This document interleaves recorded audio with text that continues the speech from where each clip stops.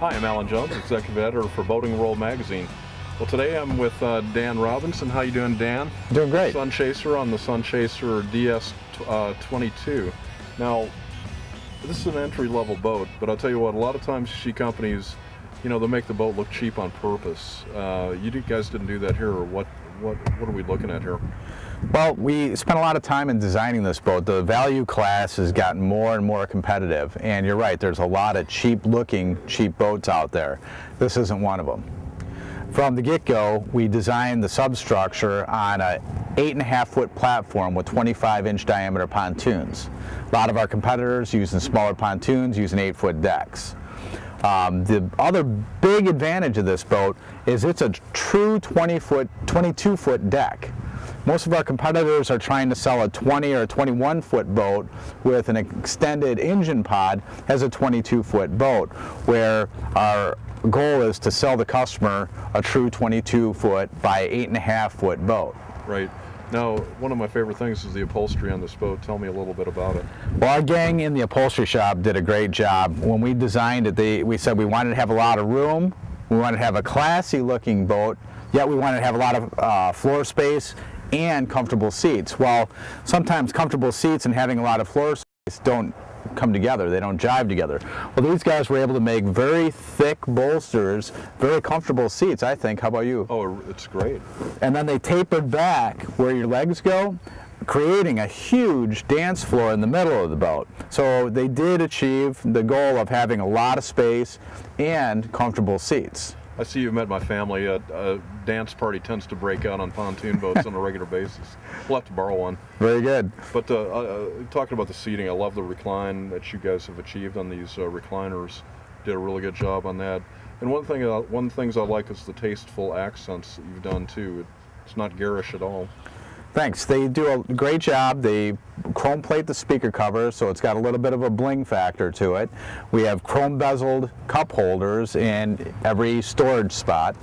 And we also, in making the Swiss Army knife of interiors, they were able to put a changing room that pops up out of this helm right here. Why don't you show it to me? That'd be great. Simply, it's got a locking mechanism in case you wanted to stow something in there that's valuable, and then you just pick up the handle, and it's that easy. Wow, great use of space too. You don't have to hog up your sun pad back there too. Right, this will also accommodate a porta potty, which a lot of people do there, and you're right, that typically takes up 5 feet by 2 feet of the boat. That's a lot of volume sucked out of the cockpit. Absolutely. Other standard features that they were able to incorporate was with the rear entry. They came up with a full boarding ladder over there, right, and nice safety gates as well. Mm-hmm. Tell me about the helm here. What do we have? The helm's a full-featured helm, and it has all pin switches that are lighted on the end. And again, we didn't skimp and go with a fuse block. We have actual breakers under each unit, so we know if something goes wrong, the customer can swiftly address the issue right at the helm. Well, I notice we have full instrumentation there too. Full instrumentation.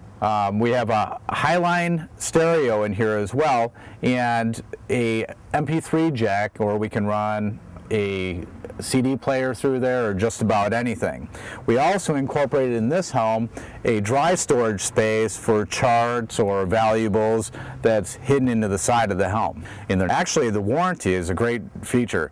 Our warranty is just like our $65,000 boat. It's a lifetime warranty on the deck, on the pontoons. The boat's all bolted together, so it's built just the same way with the same hardware and the expense that we put into our most expensive boats. How's the storage on this boat? Storage is great.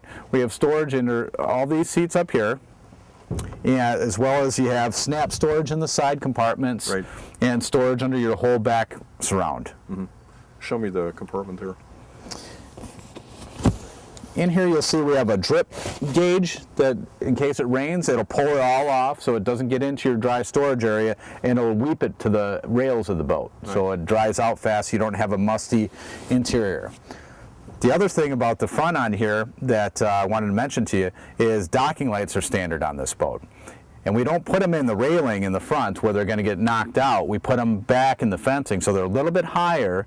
You got a little bit better view coming into your dock at night. And like I said, they don't get knocked out the first time you hit a dock. I can see you've seen me dock before then. Huh? Tell me about the gate hardware here.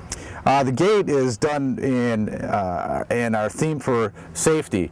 What we have here is we have through bolted gates with heavy duty hinges. You know, a lot of people pop rivet their gates in, right, or they screw them in with a piano hinge. Well, over the years you get uncle on the boat with a 6-pack of beer and he sits on that gate. Pretty soon you got a carpet scratcher. Right. Well, we build a boat for a lifetime, and that's why we through bolt them, and this gate will always stay nice and square.